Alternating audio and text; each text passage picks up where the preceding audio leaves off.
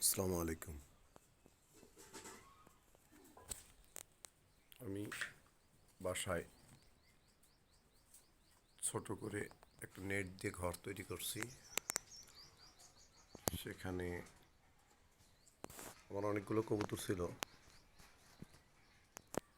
বাহিরে ঘর ছিল, সেটা বর্ষার পানিতে ভেঙে যাওয়ার পরে 50% বিক্রি করছি। আর এখন 30টার মতো আছে। এদেরকে নেটের ভিতরে ঘর তৈরি করে দিছি। এখানে পালা সুবিধা হারায় না এবং কেউ চুরি করতে পারে না। গ্রামে তো কয়েকটা আবার ডিম নিয়ে বসছে। এই হলো অবস্থা। আপনারা এভাবে ঘর তৈরি করে পালতে পারেন,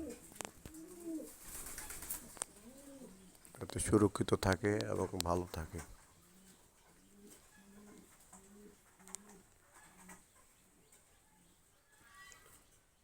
সবাইকে আল্লাহ হাফেজ।